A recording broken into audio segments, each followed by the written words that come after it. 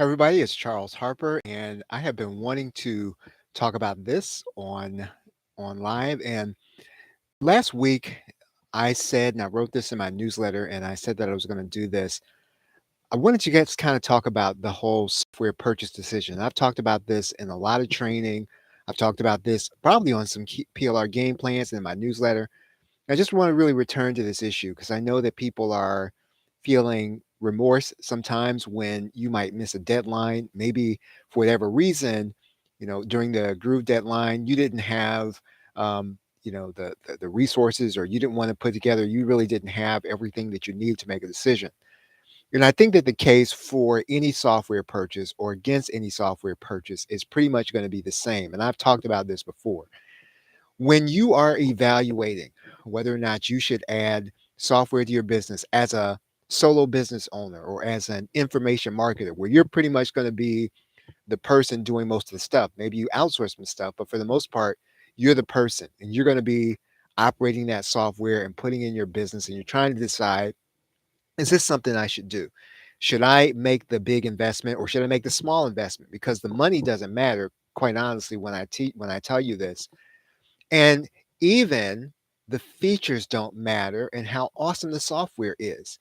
I've heard of a number of people talk about how many applications in particular are added to the Groove software, and I think it's probably going to be an awesome piece of software, and I think that they'll probably make it and keep it awesome for a long time. That's not the point. The point is, right now in your business, does that software keep you from doing something that you need in order to make money? Or in other words, the way that it's stated in the theory of constraints is you only get software and you make the investment, and I use the word investment loosely, if it diminishes a deficiency you have. And that when I first heard that, it took some thinking, and I had to kind of recoil and kind of think about what that meant. Does what you're buying or what you're getting ready to buy, is it going to decrease a deficiency that you have? Because if it's not, likely two things are going to happen, and you can attest to whether or not this is true. It's going to sit on your hard drive. That's one thing. Or you're going to try to force it into your business because you feel guilty about using it. You feel like you made this investment and you got to try to fit it into your business, and that may or may not be the right decision. Sometimes it makes a better decision, even if you have to pay full price, even if you pay after the launch price and you didn't get it and stockpile it. When it's at the point in your business where you're ready and you can use what it does, what it does, that's typically going to be the right time to get it.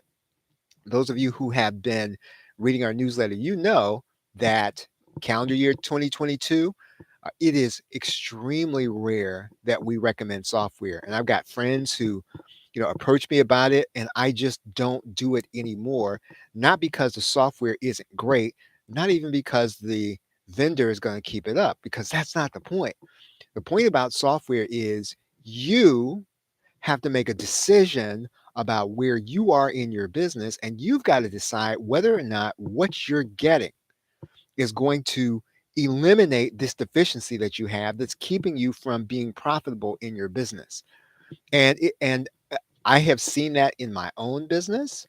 Um, and I've really tried to hold to that I will only buy something, features aside, pricing aside, if I know it's going to decrease some deficiency that's keeping me from making money. So that's really the case for and against any software purchase, not just Groove. And I obviously put Groove because a lot of people who are part of our subscriber list, they were really anguishing over this decision.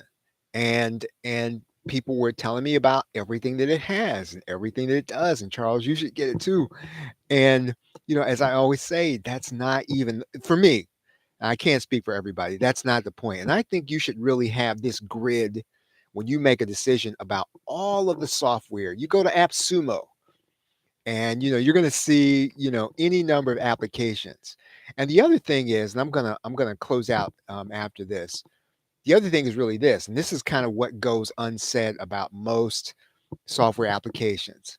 It's the time that you got to spend learning what it does. The other time you've got to spend implementing it into your business.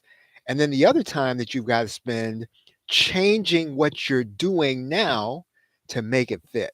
Now, all of those three things sometimes, and that's why some people, when you buy software, that's why you will look up in a week and you will not make any progress. It's human nature. It's because of those three things that you have to do and the times you've got to spend and the mental energy that you've got to spend.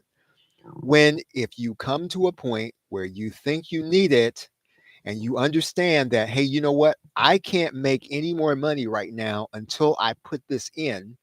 That's really the point at which to buy. So again, the case for and against, it's not the point whether or not it's awesome. It's not the point whether or not it has a lot of features. Stockpiling software will force you to make bad decisions.